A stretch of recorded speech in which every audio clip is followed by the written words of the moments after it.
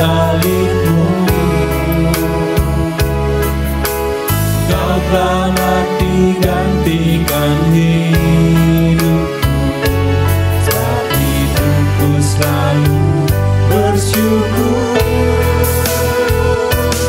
Kasih-Mu memulihkan hidupku, kuasa-Mu membangkitkan rohku. Darah-Mu telah tercurah bagiku, pengorbanan-Mu sempurna.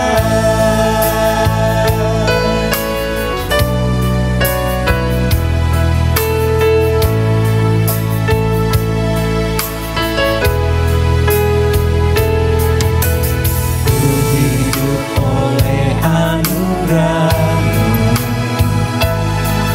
terbaik ku terima dari-Mu. Rancangan-Mu indah bagiku, saat ku hidup selalu di dalam-Mu. Tiada pernah ku meragukan bukti kasih dan karya salib-Mu. Kau telah mati gantikan hidupku, saat itu ku selalu bersyukur. Kasih-Mu memulihkan hidupku, kuasa-Mu membangkitkan rohku. Darah-Mu telah tercurah bagiku, pengorbanan-Mu sempurna. Kasih-Mu memulihkan hidupku, kuasa-Mu membangkitkan rohku. Darah-Mu telah tercurah bagiku, pengorbanan-Mu sempurna. Pengorbanan-Mu sempurna. Pengorbanan-Mu sempurna.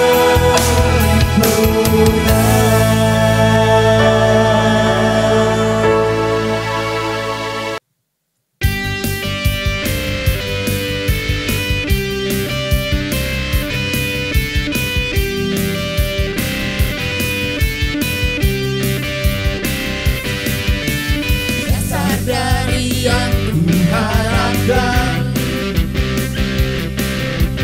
bukti dari segala yang telah kulihat. Iman berikanku kekuatan untuk melakukan perkara yang hebat. Bersama Roh-Mu ku pasti menang. Tinggi nama-Mu dipuji, hormat kemuliaan. Sorak dengan segenap hati, Raja keagungan.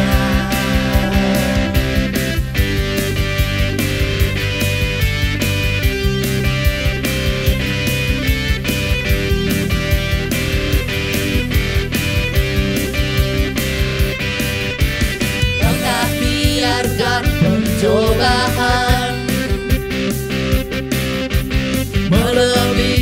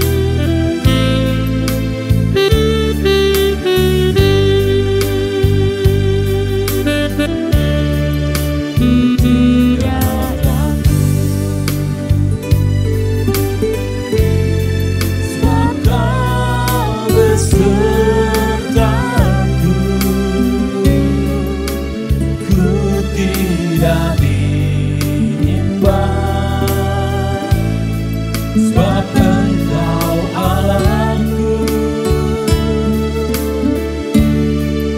Engkau meneguhkanku,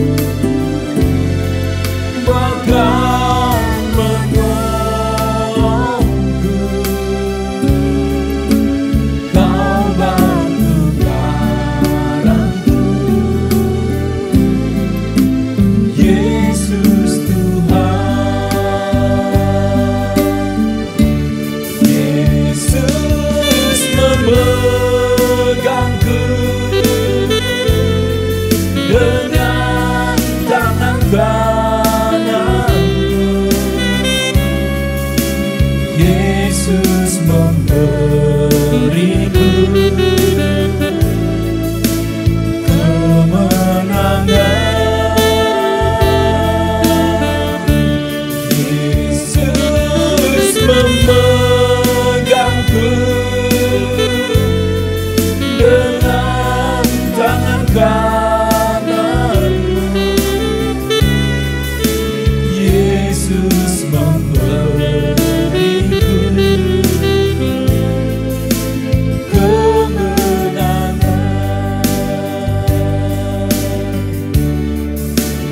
Ia takut sebab Kau besertaku. Ku tidak bimbang sebab Engkau Allahku.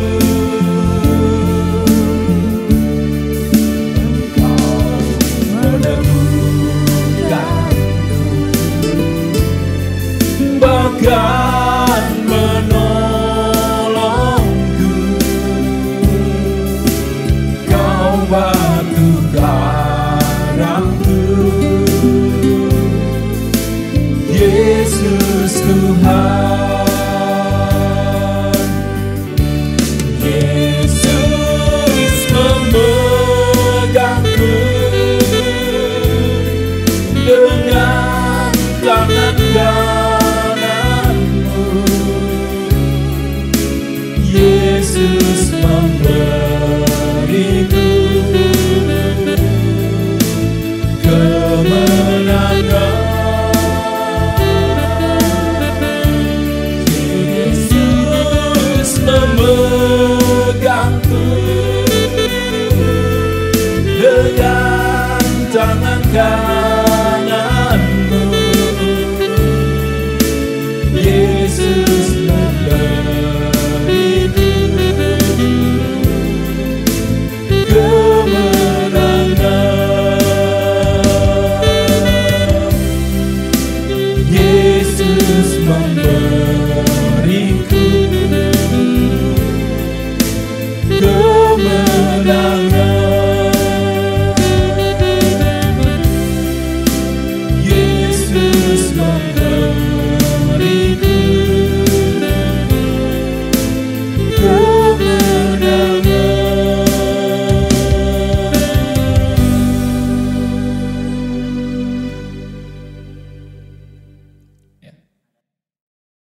Shalom, selamat hari Minggu, selamat beribadah. Kita kembali bertemu.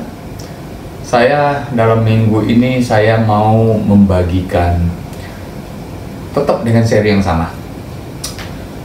Kalau Anda mendengar, kalau Anda bisa kilas balik mendengar kepada 4 terakhir daripada pelayanan saya, semuanya berseri berfokus kepada bagaimana kita menikmati Yesus. Nah, minggu ini kembali saya akan membagikan bagaimana menikmati Yesus di dalam perjalanan hidup kita. Ya, menikmati Yesus dalam perjalanan kehidupan kita, perjalanan ya. Kita bisa mengenal lebih dalam, kita bisa mengalami lebih dalam, menikmati lebih dalam lagi di dalam berjalan bersama kehidupan ini. Bersama dengan Yesus sang pemberi hidup itu. Ya. Kita buka di Roma 11 ayat 36. Roma 11:36 mengatakan demikian. Sebab segala sesuatu adalah dari Dia, oleh Dia, dan kepada Dia. Bagi Dialah kemuliaan sampai selama-lamanya. Dari Yesus, oleh Yesus, dan kepada Yesus. Wow, dulu ayat ini nggak begitu terlalu menguatkan bagi saya gitu. Maksudnya ya biasa-biasa saja gitu. Tapi hari-hari ini saya dibukakan terus bahwa memang luar biasa. Hidup bersama Yesus itu benar-benar suatu kehidupan yang luar biasa. Ya. Nah, sebelum saya mulai ke sana, saya coba membuat beberapa analogi-analogi yang ada. Kalau dunia ini paling banyak bikin film atau bikin entertainment, penghiburan manusia itu soal cinta, ya nggak? Jadi mulai dari kisah percintaan, pacaran, sampai menikah. Umumnya selesai di sana, sampai menikah.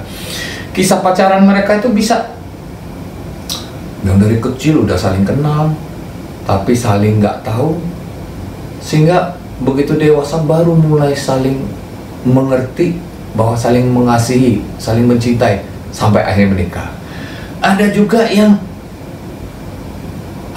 bermusuhan, dari kecil bermusuhan, akhirnya menikah juga. Ceritanya juga seru gitu ya. Atau ada yang bertepuk sebelah tangan, tapi akhirnya menikah juga. Atau ada yang karena saling suka, saling senang, tapi perbedaan status ekonomi, sehingga susah diterima oleh pihak keluarga masing-masing salah satu pasangannya. Tapi kalau kisah percintaannya sampai akhirnya menikah, waduh, happy ending gitu kan. Atau juga yang status sosial, yang satu petani, yang satu bangsawan. Bagaimana diramu ceritanya sampai akhirnya menikah juga, happy ending, semua senang, penonton senang semua gitu ya. Nah, itu umumnya yang terjadi. Kisah percintaan itu hanya diceritakan, umumnya ya, diceritakan sampai kepada menikah. Seakan-akan menikah itu sudah, begitu ceritanya sampai menikah itu adalah suatu klimaks, end of the story, bahagia sampai selama-lamanya, seakan-akan begitu. Padahal di dalam kehidupan yang nyata ini kita tahu banyak sekali justru sesudah menikah itulah yang menjadi awal kehidupan yang sesungguhnya. Justru pernikahan itu suatu awal kehidupan yang dahsyat, suatu awal kehidupan yang bisa mengalirkan kehidupan yang lain lagi, suatu awal yang harusnya membuat dua pribadi saling mengenal, saling memahami, bisa berjalan bersama, sehingga sehari demi sehari berjalan dan akan mengalami yang namanya kesatuan, saling menguat, menopang. Di situ sebenarnya arti kehidupan yang sesungguhnya, bukan seperti yang dicerita-cerita, mungkin cerita film, mungkin cerita novel, apapun itu. Kebanyakan bercerita soal happy ending kalau sudah mencapai titik klimaks pernikahan. Sebenarnya saya mau analogikan ini juga dengan kisah perjalanan hidup kita bersama Tuhan. Ada yang dari kecil sudah mengenal, lahir dan besar dalam gereja, tapi belum mengenal Tuhan yang sesungguhnya, ya. Lalu sampai suatu saat lahir baru katanya. Nah, itu seperti end of the story daripada cerita umum tuh, menikah, seakan-akan happy ending deh seterusnya. Atau orang yang begitu memusuhin Tuhan, tapi akhirnya berhasil di jamah Tuhan, akhirnya mengenal, lahir baru. Nah, itu semua seperti seakan-akan end of the story, seakan-akan selesai, seakan-akan udah happy selamanya, seperti cerita yang tadi saya ceritakan di film-film maupun di novel-novel. Padahal kenyataannya nggak begitu, ya. Nah, makanya kenapa saya bilang tadi di Roma 11:36 itu, segala sesuatu untuk Dia, saya belajar banyak dari Dia, oleh Dia, dan kepada Dia. Kemuliaan itu hanya bagi Tuhan, ya. Nah, jadi analoginya soal end of story yang tadi menikah itu sebenarnya baru start awal kehidupan.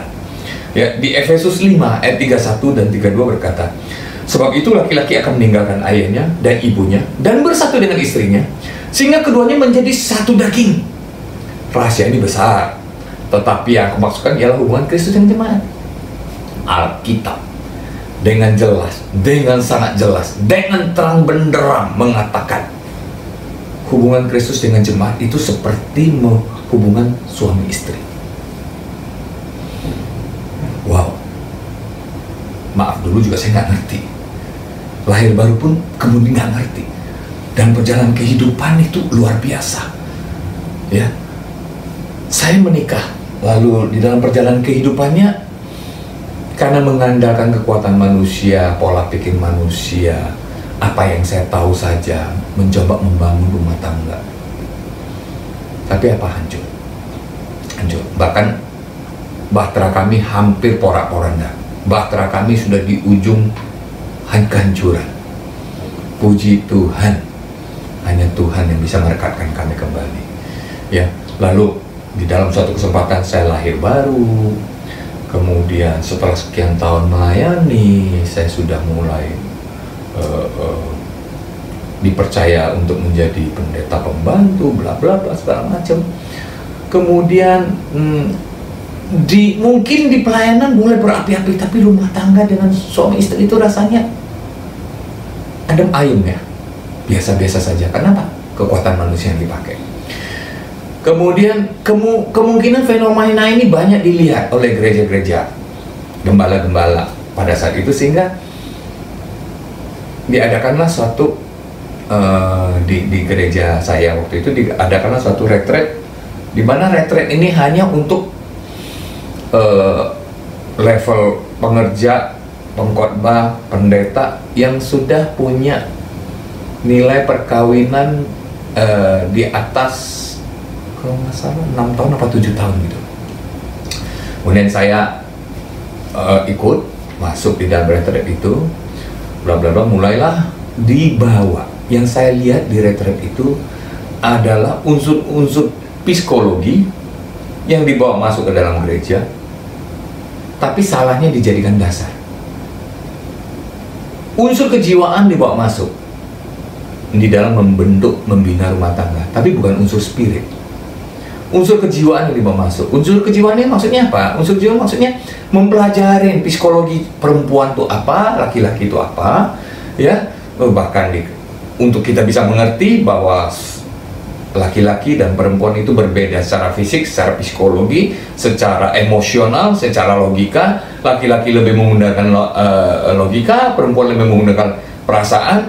Laki-laki lebih straight to the point, wanita bisa distraction kemana-mana, ya. Istilahnya kalau kita ke mall, laki-laki punya poin A, ya dia akan ke A dan keluar. Kalau perempuan punya poin A janjinya, tapi dalam perjalanannya waktu dia masuk, dia bisa menggok kanan, menggok kiri, putar atas, putar bawah, baru ke A, baru keluarnya masih ke C, D, E, F, baru keluar. Nah, kita disuruh memahami itu. Bahkan perempuan itu harus sehari berkata-kata 2000 kata misalnya, ya. Kalau kurang dari itu, dia bisa stres katanya. Jadi, salah nggak itu? Itu nggak salah. Kejiwaan, psikologi, dipelajari manusia, salah? Tidak salah, sama sekali tidak salah. Yang menjadi salah adalah ketika nilai-nilai kejiwaan itu dipakai sebagai dasar. Saya berani berkata begitu karena saya mengalami. Pulang dari retret yang model seperti itu, saya pulang dalam keadaan penuh gairah. Kami suami istri begitu bergairah kembali seperti waktu pacaran.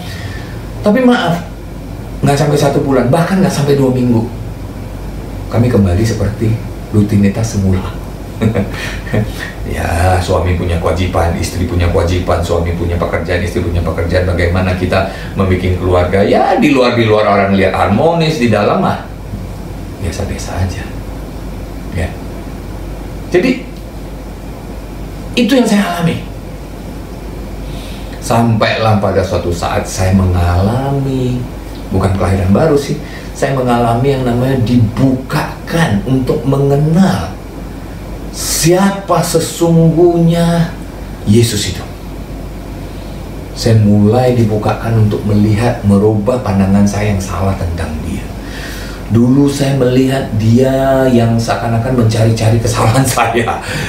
Seakan-akan kalau saya mau minta sesuatu tuh harus memelas agar diberikan. Saya begitu Pokoknya begitu berburuk sangka sama Tuhan. Dalam artian tanda kutip, bukan berburuk sangka yang seperti yang kita curiga orang, bukan, tapi berburuk sangka dalam artian dia seperti manusia. Saya berpikir dia seperti manusia. Kalau saya baik, dia baik. Kalau saya tidak baik, dia tidak bisa baik sama saya.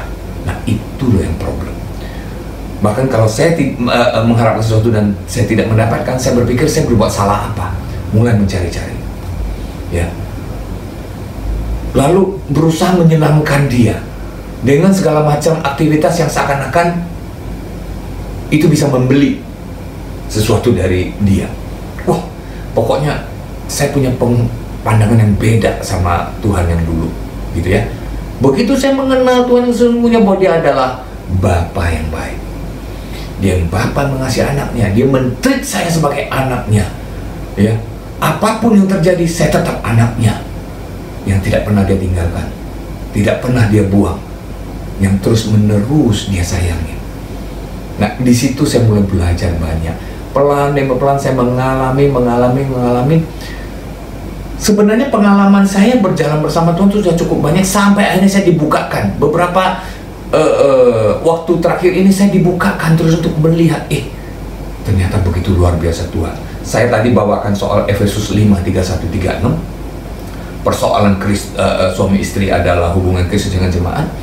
Itu bukan cuma sekedar analogi, tapi itu adalah suatu penjelmaan yang Tuhan ingin terjadi dalam kehidupan kita. Persatuan Tuhan dengan kita yang lahir baru, Tuhan lahir kembali dalam kehidupan kita. Roh dia ada di dalam kita, bersatu dengan kita. Itu secara roh, secara spirit itu sama dengan hari-hari ini kita bersatu dengan istri kita. Jadi Tuhan mau mengajarkan bagaimana dia mengalirkan cintanya buat pribadi saya. Bagaimana dia mau mengalirkan cinta dia di dalam kehidupan saya buat pasangan saya. Saya belajar itu. Tanpa sadar saya mulai belajar itu, dibukakan Tuhan. Tuhan ingin dia mengasihi saya. Kemudian di dalam saya dia mengasihi pasangan saya. Wow, luar biasa. Jadi Tuhan mulai mengajarkan bagaimana mengalirkan cinta Tuhan dalam keluarga, dalam pasangan hidup saya, ya. Dengan analogi yang seperti itu. Lalu Tuhan juga mengalirkan cinta dalam kehidupan pasangan saya. Juga Tuhan rindu mengalirkan cintanya dalam kehidupan pasangan saya terhadap saya. Jadi suatu hubungan yang dari dia, oleh dia, cinta dari Tuhan, oleh Tuhan, mengalir. Pada waktu saya menikmati Tuhan, saya juga mulai menikmati pasangan hidup saya. Itu yang Tuhan rindukan untuk boleh kita alami hari-hari ini. Jadi bukan dengan dasar psikologi, bukan dengan dasar bahwa ya istri saya memang pasangan berbeda, saya harus belajar mencintai istri saya. Bukan itu dasarnya, tapi dasarnya adalah cinta Tuhan yang mengalir dalam kehidupan kita.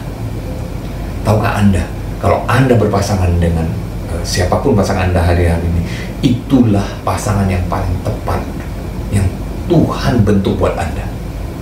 Mungkin secara logika Anda berkata, saya kayaknya kurang cocok sama pasangan saya. Kalau dilihat-lihat, ditimbang-timbang dari unsur logika, unsur apapun yang Anda sebutkan. Tapi percayalah, secara spirit, Tuhan menetapkan pasangan Anda hari-hari ini. Itu yang paling tepat buat Anda. Tidak ada orang lain atau pribadi lain yang lebih tepat untuk Anda. Percaya itu. Kalau Anda firm dengan itu, Anda yakin dengan itu, Anda tahu kasih Tuhan mengalir dalam hidup Anda untuk bisa mengalirkan kehidupan-kehidupan yang lain lagi, maka disitulah kita boleh melihat rahasia ini besar. Suami istri, rahasia ini besar. Ini adalah hubungan Kristus dengan jemaatnya. Ini adalah hubungan kita suami istri, bukan cuma sekedar analogi, tapi perwujudan cinta Tuhan melalui kita. Tuhan pribadinya melalui dalam kita juga di dalam pasangan kita. Itu yang ingin Tuhan rindukan. Sehingga bagaimana kita menikmati kehidupan ini, menjalani kehidupan ini bersama. Pada saat itu Anda akan melihat, kalau dulu saya melihat Tuhan yang dengan cara yang salah, saya melihat seakan-akan Tuhan menghukum saya kalau saya bikin salah. Tuhan tidak mengabulkan apa yang saya inginkan kalau saya tidak membuat dia tidak senang dengan saya, gitu ya. Pada saat yang seperti itu, sama persis dulu saya melihat istri saya dari sudut pandang manusia saya. Wah, dia tidak atau naik minus di poin A, B, C, sehingga saya berusaha minta dia berubah di A, B, C, D, E, F. Saya mungkin bikin list, dia berubah, saya semakin sayang sama dia. Kalau dia nggak berubah, gimana saya bisa sayang sama dia? Itu psikologi, itu logika, itu manusiawi. Apakah Anda sadar bahwa Anda pun tidak punya sesuatu yang bisa dibanggakan Tuhan? Tapi Tuhan treat Anda sebagai anaknya. Sekali anak tetap anak, dia tidak peduli dengan itu. Istri saya, pasangan saya, poin minus A, B, C, D-nya berubah, puji Tuhan. Tidak berubah, itu juga puji Tuhan. Hari-hari ini saya tidak melihat minus-minusnya. Bukan berarti saya tidak tutup mata sama minus dia, bukan. Minusnya saya kasih tahu. Dia bisa berubah, puji Tuhan. Dia nggak bisa berubah, buat saya tidak menjadi masalah. Buat saya lebih melihat kepada poin-poin plusnya dia. Padahal saya melihat poin plusnya, saya bisa melihat seperti Tuhan melihat saya. Saya bisa mengasihi lebih, karena kasih Tuhan sudah ada di dalam saya. Saya tahu, saya bisa mengasihi pasangan saya lebih, karena kasih Tuhan saja, bukan karena manusianya. Saya hanya melihat plusnya dia, saya hanya melihat kebagusan dia. Yang negatif ada, tapi itu tidak menjadi hal yang fokus. Itu tidak menjadi hal yang menetap di hati saya. Itu tidak menjadi hal yang membuat saya terus fokus cari. Dia berubah nggak? Enggak. Saya nggak pusing dengan itu. Berubah, puji Tuhan. Tidak berubah, tidak menjadi masalah. Puji Tuhan juga. Yang saya tahu nilai poin plusnya, positifnya dia. Itu yang mau saya lihat. Pada saat itu kasih itu mengalir. Kami bisa mengalirkan kehidupan yang semakin hari semakin indah. Ya, jadi Roma 11:36 sekali lagi saya bacakan.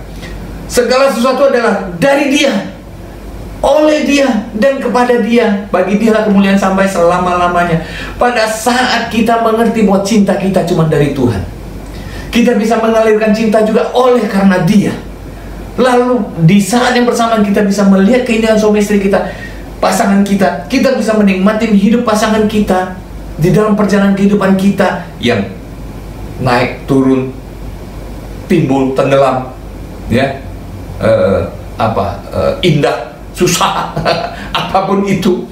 Pada saat Anda berjalan bersama, Anda bisa mulai melihat, wah, pasangan saya begitu indahnya. Dan begitulah indahnya Tuhan. Dimanapun Anda berada, Dia selalu menyertai.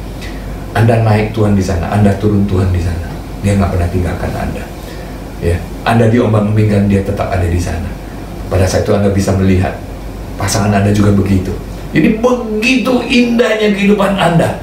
Pada saat Anda bisa menyadari cinta Tuhan, bukan cuma untuk Anda, tapi untuk kehidupan suami istri. Disitulah Anda bisa melihat begitu dari Dia, oleh Dia, dan kemuliaan yang Anda lihat. Bagaimana Anda lihat, menikmati pasangan Anda bisa kembalikan kemuliaan itu kepada Tuhan. Oh Tuhan, hanya kepadamu saja, hanya Engkau saja yang menjadikan segala sesuatunya ini begitu indah. Hanya Engkau saja yang mengikat kami dalam satu pasangan suami istri, sehingga kami mengalami, menikmati kehidupan yang indah ini. Wow, ya. Jadi mari kita lihat, pada saat Yesus tidak pernah meninggalkan kita dalam keadaan apapun. Pada saat kita salah langkah sekalipun, pada saat kita salah mengambil keputusan sekalipun, saat kita ambil salah jalan, Yesus tetap bersama kita. Bahkan Dia menanggung akibatnya. Dia bahkan menanggung akibatnya untuk kita. Ya, begitu luar biasa. Kita bisa melihat pada saat kita salah melangkah pun Dia tetap ada bersama kita. Pada saat Anda sebagai jurumudi dalam keluarga Anda, sebagai suami atau sebagai kepala rumah tangga ataupun sebagai istri, pada saat Anda salah mengambil keputusan, efek yang terjadi siapa yang tanggung? Bersama, bukan? Anda tidak mengatakan kepada pasangan Anda, oh sudah, Anda yang berkeputusan salah itu Anda tanggung sendiri, saya nggak mau ikut. Nggak begitu, itu bukan suami istri namanya, itu bukan pasangan hidup. Dan di situ Anda bisa melihat Tuhan juga begitu. Tuhan tidak pernah meninggalkan Anda. Anda salah jalan, Dia tetap bersama Anda untuk membawa Anda kembali. Ada amin. Ya, kita belajar bahwa melalui pasangan kita Tuhan mau menyatakan hal-hal yang dahsyat. Dia mau senantiasa menunjukkan bahwa Dia mengasihi kita. Ya, lalu pada saat kita melihat pasangan hidup kita berjalan sepenanggungan, sama-sama merasakan, sama-sama saling menolong, menopang, nggak pernah tinggalkan satu sama yang lain, kita bisa melihat kasih Tuhan yang begitu menghidupi kehidupan kita. Kita bisa mengungkapkan bahwa Tuhan juga senantiasa menopang, menolong kita. Ada amin. Haleluya. Dan luar biasanya, pada saat Anda mulai tidak melihat hal-hal negatif pasangan hidup kita, pada saat kita mulai melihat hal-hal yang hanya positifnya saja, pada saat cinta Tuhan mengalir, kita akan mampu untuk melihat hal-hal seperti itu. Pada saat kasih Tuhan mengalir dalam kehidupan kita, kita bisa mulai melihat hal-hal positif dalam pasangan hidup kita, sehingga kita mulai menikmati pasangan hidup kita. Kita menikmati Tuhan di dalam kehidupan pasangan kita. Pada saat yang bersamaan, kita akan mulai diajar lebih jauh lagi. Apa itu? Kita mulai di dalam keluarga kita, di dalam kehidupan suami istri, tentu bukan suami istri saja. Di sana akan ada kelahiran kehidupan-kehidupan baru yang mengalir keluar. Di situ pun kita mulai bisa melihat bagaimana kelahiran kehidupan-kehidupan yang baru itu mengalir keluar. Dan kita dengan kasih Tuhan juga bisa mengalirkan hal yang sama. Dengan kasih Tuhan kita bisa membuat hal yang sama, mengalirkan kehidupan yang sama. Kita bisa melihat hal-hal yang positif daripada kehidupan-kehidupan dalam kita, mungkin di dalam anak-anak kita, dalam keluarga kita. Dengan kasih Tuhan kita mulai bisa melihat hal-hal positif-positif, plus-plusnya saja. Hal-hal negatif bukan berarti tidak ada. Sekali lagi kita omongkan, kita sampaikan, tapi itu bukan menjadi suatu hal yang begitu besar di mata kita. Dari situ kita belajar apa lagi? Dari situ kita akan belajar bagaimana kita bisa melihat bagaimana lingkungan-lingkungan kita, bagaimana gereja kita, bagaimana dalam lingkungan kantor pekerja kita, bagaimana dalam lingkungan dimanapun Anda berada lah, dalam skop yang lebih besar. Di situ kita bisa mulai melihat orang lain, pribadi lain dengan kasih Tuhan. Tuhan mengajarkan bagaimana dia mengalirkan kasihnya. Pada saat kita mulai belajar mengasihi pasangan, kita mulai belajar mengasihi kehidupan atau anak-anak kita, kita mulai belajar mengasihi lingkungan hidup kita, kita mulai belajar mengasihi tetangga kita, keluarga kita, gereja kita, jemaat kita, bangsa kita. Kita mulai tidak melihat hal-hal negatif sebagai hal-hal yang mengganggu kita. Hal-hal negatif betul tetap ada dan kita tetap berusaha membereskan. Tapi itu tidak menjadi hal yang mengganggu kita untuk melihat keseluruhannya. Begitulah kasih Tuhan bisa mengalir. Ya. Itu yang mau saya sampaikan hari-hari ini. Bagaimana kita menikmati. Saya percaya hari-hari ini bukan hari-hari yang begitu gampang buat kita. Hari-hari ini mungkin menjadi hari-hari yang buat sebagian besar orang, dengan adanya pandemi yang seperti ini, ekonomi terpuruk, hubungan kesana kesini juga terpuruk, dan lain segala macamnya. Tapi mari nikmatin Tuhan dalam setiap kehidupan kita. Kalau kita mulai bisa menikmati Tuhan, kalau kita sudah mulai bisa menikmati apa yang Tuhan kehendaki, ya, bagaimana dia mengalirkan cintanya dalam hidup kita. Kita belajar di dalam bentuk pasangan kita. Itu yang paling utama. Jadi kalau dalam seri-seri khotbah saya yang sebelumnya, bagaimana Anda secara pribadi menikmati kasih Tuhan, bagaimana pola pandang Anda terhadap Tuhan, bagaimana Tuhan menyiapkan masa depan. Saya berusaha membuat suatu tatanan dasar buat kita untuk kita yakin, kita firm dulu Tuhan begitu mengasihi kita, Tuhan menyiapkan masa depan buat kita, ya, Tuhan begitu mengerti akan kehidupan kita. Masa depan kita yang begitu indah itu pasti, ya. Lalu bagaimana kita menikmati perjalanan kehidupan kita ini? Tuhan mengajarkan saya, Tuhan memberi poin buat saya untuk bagaimana saya menikmatinya dahulu di dalam kehidupan rumah tangga. Kalau rumah tangga kita, pasangan kita bisa menikmati kehidupan Kristus di dalam kehidupan rumah tangga kita masing-masing. Kita akan mulai belajar bagaimana menikmati Kristus di dalam skop yang lebih besar. Pada saat itu, kita semua akan bisa berkata, sebab segala sesuatu adalah dari Dia, dan oleh Dia, dan kepada Dia, bagi Dialah kemuliaan sampai selama-lamanya. Kita bisa berkata, bukan aku, tapi dari Tuhan. Bukan aku yang bisa mengalir, bukan aku yang hebat, tapi oleh Tuhan. Dari Tuhan, oleh Tuhan, bagi Dia, nanti kepada Dia kemuliaan kita kembalikan. Ada amin. Kita menikmati, kita bisa, pada saat kita bisa menikmati orang lain dengan begitu indah, dengan segala kekurangan yang ada pada orang lain, kita bisa melihat kasih Tuhan begitu besar. Dan kita menjadi lebih semakin mengerti bahwa ternyata bukan saya ya. Kalau saya mana bisa saya mengasihi orang model seperti itu. Bukan saya ya. Model seperti itu masih jauh-jauhin. Model seperti ini nggak mungkinlah saya mau punya hati untuk mengasihi dia. Tapi karena Tuhan saya bisa mengasihi dia. Pada saat itu kita tahu hanya kasih dari Tuhan. Dan oleh Tuhan yang menggerakkan kehidupan saya. Kepada Dia kembali saya melihat kemuliaan itu. Pada saat saya mengasihi istri saya tahu cinta itu hanya dari Dia. Oleh Dia yang bekerja. Lalu begitu saya menikmati kehidupan istri, menikmati pasangan saya bisa berkata kemuliaan bagi Tuhan. Terima kasih Tuhan. Hanya Engkau yang menjadikan segala sesuatu begitu indah buat kami. Wow, haleluya, haleluya. Saya mencoba untuk membawakan kita semua untuk semakin hari kita semakin menikmati kehidupan kita di dalam Kristus. Baik kehidupan di dalam rumah tangga kita, baik dalam kehidupan bergereja, baik kehidupan pekerjaan kita, baik kehidupan di lingkungan dimanapun Anda dan saya berada, kita bisa menikmati Tuhan. Ada amin. Pandemi boleh tetap ada, tapi kita tetap menikmati Tuhan. Krisis ekonomi boleh ada, tapi kita tetap menikmati Tuhan. Pada saat Anda dan saya menikmati Tuhan, segala sesuatu menjadi begitu ringan, menjadi begitu indah saja. Ya, ada orang yang punya duit bertriliun-triliun, tetapi karena satu dan lain hal, entah sakit penyakit, entah kondisi fisik, sehingga dia tidak bisa makan. Tapi sebagian besar orang yang bisa makan banyak, tapi nggak punya uang untuk membeli. Nilai kebahagiaan bukan ditentukan oleh uang, tapi bagaimana Anda menikmati Tuhan. Ada amin. Saya mau mengajak kita semua, yuk kita semakin hari semakin menikmati Tuhan dengan dasar yang benar.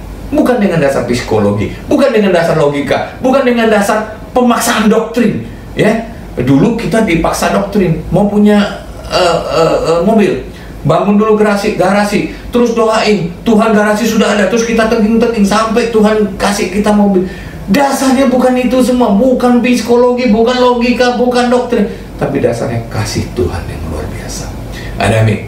Dia buktikan kasih itu, dia mati di atas kayu salib, dia disesat, mati di atas kayu salib, dan bukan cuma mati, dia hidup, dia bangkit pada hari ketiga. Untuk apa?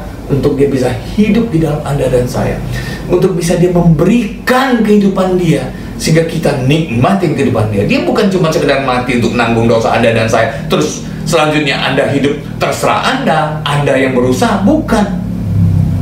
Dia mati tanggung Anda, bahkan dia hidup untuk menghidupkan Anda.